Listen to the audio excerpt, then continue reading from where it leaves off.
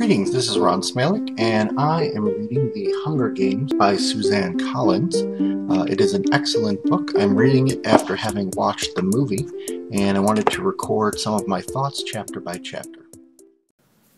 And now begins chapter 25, which turns out to be my least favorite chapter in this entire book, and it gets 3 strikes, which means I just wasn't too happy with it. It starts off with the mutations, or the mutated dogs, chasing Cato, and very quickly describes how they can balance on their hind legs and use their forearms to wave each other forward and communicate roughly. And so they're obviously some sort of like werewolf type creatures, more wolf than man. But Katniss starts to notice that they all have different hairstyle or different hair coloration. And at first you don't really think of it too much, and then she notices that they're wearing collars with numbers on them, and she realizes that these are somehow mutations or clones or something from the other tributes that have died. She recognizes Glimmer and Foxface and Thresh. Now at this point I was like, why would they do that? That's like, are they saying that they reanimated the dead bodies or just cloned them? So it didn't sit right with me. I like in the movie how it was just a wild creature that was mutated. I don't feel like she needed to add this twist in there, because as far as I know, it doesn't pay off. It doesn't prevent them from fighting back or anything. So I'm not sure. Okay, they climb up on top of the cornucopia. Cato puts Peeta in a headlock. Peeta indicates his hand, and that is where Katniss shoots Cato. Cato falls down.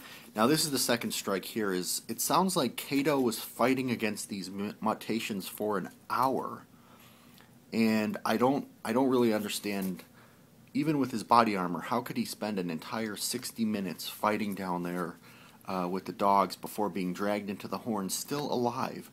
Then Peeta and Katniss are freezing on top of the Horn, or the cornucopia, and Peeta's bleeding out of his calf, which is badly bitten, and I guess Cato's inside the Horn moaning, and like the dogs are all around him, like for the next several hours, almost overnight, till the dark of night, when Katniss leans over and shoots him in the skull with an arrow. But like, strike 3 is, I mean, they've been sitting there listening to him inside the Horn moaning for hours and hours. So were these mutations not actually meant to kill?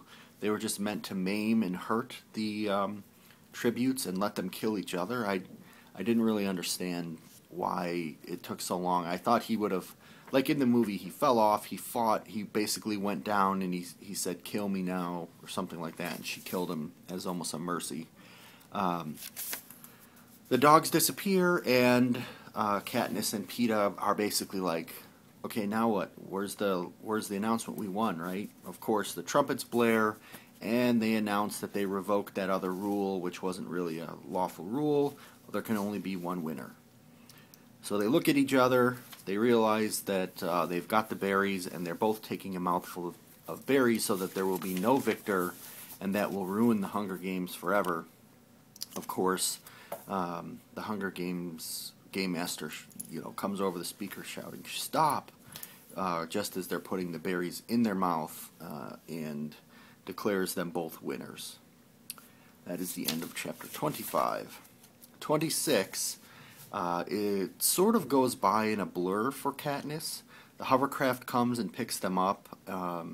There's a big operation happening on Peeta. Doctors are working on him. She doesn't really know what's going on. She's finally got this emotional release. They eventually come up and drug her from behind. So she wakes up a couple days later, I think it is, or hours later, I'm not sure. But her hearing is restored. All her wounds are cleaned up. She's feeling much, much better. Oh yeah, she actually was in and out of consciousness for a couple days. Her scars are healed. She finally is strong enough to get up and walk out of the room. She meets the team of Haymitch and Effie, everyone but Portia, who's with Peeta. Peeta's not there, and she's told that they will be reunited, on camera for the first time. And at this point, Cinna gets her dressed, gets her ready for this big reunited, and it's kind of funny because for whatever reason the dress that she's put in has a padded chest area, and she's not comfortable with this. Like, why are you propping up my breasts to show them off? And basically finds out from Cinna that the game masters wanted to give her breast augmentation, and Haymitch strongly argued against it because he knew that she would not want that. So he stuck up for her even after the games were finished, which is an interesting note. And last but not least, Haymitch warns Katniss that the Capitol is not happy with her. She realizes that things have been very complicated, and she wasn't thinking about insulting the Capitol, but she starts to realize the danger she's in, and she wonders if Peeta realizes it as well.